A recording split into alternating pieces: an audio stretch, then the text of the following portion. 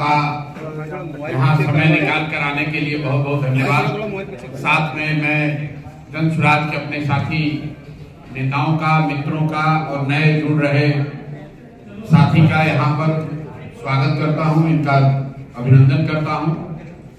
जैसा कि आपको पता है, पूर्णिया में पिछले कुछ दिनों से आ रहा हूँ और आने की एक वजह ये भी है कि जन स्वराज में पूर्णिया को, जहाँ पर हम लोग अभी बैठे हुए हैं, इसको एक तरीके से कोसी और सीमांचल के लिए प्रमंडल के कार्यालय के तौर पर या प्रमंडलीय केंद्र के तौर पर इसको हम लोग धीरे धीरे विकसित कर रहे हैं।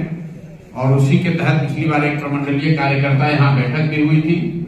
आप देखेंगे कि जन स्वराज की जो गतिविधियां हैं, जो सीमांचल में कोसी के क्षेत्र में चलेंगी, उसका केंद्र पूर्णिया होगा। पूर्णिया में ये जहां पर हम लोग बैठे हैं, माननीय उदय जी का जो ये प्रेमाइस है, परिसर है, ये उसका केंद्र होगा। उसी के तहत आज यहाँ पर हम लोग की एक अमौर में सभा है और उसके बाद मैं कटिहार में जा रहा हूँ, कस्बा में, वहां पर एक सभा है। ये सभाएं हम लोग इसलिए कर रहे हैं कि जहां पर मैं पदयात्रा के माध्यम से नहीं पहुंच पाया हूं, वहां पर जाकर समाज के बीच में छोटी सभाओं के जरिए जन स्वराज की बात, इसकी परिकल्पना, इस प्रयास को सीधे जनता को बताया जाए, ताकि जनता इसको देखने, समझने, सुनने के बाद इससे जुड़े और बिहार में एक नई व्यवस्था बनाने का जो ये प्रयास शुरू किया गया है, इस प्रयास से जुड़कर एक नई व्यवस्था बनाए, जिससे बिहार में भी बच्चों के लिए पढ़ाई हो, रोजगार हो, बिहार भी देश के अन्य राज्यों की तरह विकास के रास्ते पर चले। उसी प्रयास के तहत मैं अभी आने वाले 2-4 दिनों में बिहार के अन्य जिलों में भी ये छोटी छोटी सभाएं कर रहा हूं। दलित अति पिछड़ा समाज का व्यक्ति जो भूमिहीन है और जिसके पास घर नहीं है, उसको 3 डिसमिल जमीन सरकार की ओर से दिया जाएगा। अगर सरकारी जमीन नहीं है तो सरकार खरीद कर ये जमीन देगी।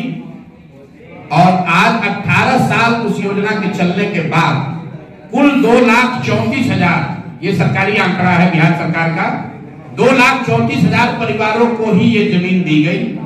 भारत सरकार के प्लानिंग कमीशन ने, जिसको हम नीति आयोग कहते हैं, उसने अपनी रिपोर्ट में लिखा है कि 2,34,000 में से 1,20,000 लोगों को ये जमीन सिर्फ कागज पर दी गई है। अंदाजा लगाइए, इस कार्यक्रम को जब शुरू किया गया था तो बिहार में 50 लाख दलित, महादलित, अति पिछड़ा समाज के लोगों को जमीन मिलनी थी।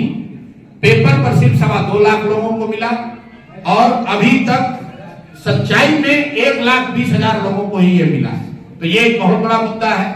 और तीसरा एक जो मुद्दा पिछले 4-5 साल से बिहार की समाज को राजनीतिक हलकों में चल रहा है, वो है भूमि सर्वे का।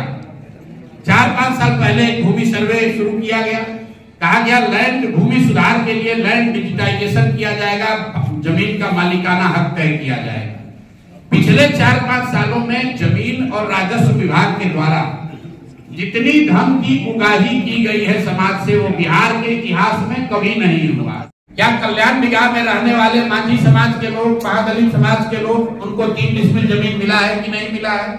और सबसे बढ़कर क्या कल्याण बिघा में रहने वाले लोगों को राजस्व विभाग में अपने जमीन का काम कराने के लिए घूस देना पड़ रहा है कि नहीं पड़ रहा है? इस चीज को, इस योजना को हम लोग 11 तारीख को शुरू कर रहे हैं। आप सब साथियों को पता भी चलेगा। अब आपके जो सवाल हैं वो आप सवाल कर लीजिए। बहुत बहुत धन्यवाद। सर, सबसे पहले बीती रात जो वायुसेना ने प्रदर्शन किया पाकिस्तान के 9 ठिकाने, उस पर आपकी प्रतिक्रिया? प्रतिक्रिया ये है कि ये बरसों पहले हो जाना चाहिए था। आज आपने अगर सेना का जो अभी प्रेस ब्रीफिंग हुआ है, उसमें आपने सुना, उन्होंने कहा कि पिछले 3 दशकों से इस तरह के कैंप, इस तरह की गतिविधियां पाकिस्तान के साइड से होती रही है। तो अगर आपके घर के मोहल्ले में कोई आपका पड़ोसी बैठकर आपके घर में कंकड़ फेंकता रहेगा, गोला बारूद फेंकता रहेगा, आग के गोले फेंकते रहेंगे, तो आप कब तक बर्दाश्त करेंगे? कभी ना कभी उसका उत्तर दिया ही जाएगा। और आज अगर ये उत्तर दिया जा रहा है तो पूरा देश उसके साथ खड़ा है। मेरा जन स्वराज का अपना मानना है कि ये पहले होना चाहिए था, लेकिन अब जब हो रहा है तो इसको समुचित तौर पर किया जाए, इतनी ताकत से इसको खत्म किया जाए कि फिर से ये नौपन पे। दूसरी बात, मीडिया को या जो दूसरे साथी हैं उनको थोड़ा धीरज दिखाना चाहिए। लड़ने का काम देश की सुरक्षा का काम विशेषज्ञों को, सेना के वीरों के लिए छोड़ देना चाहिए।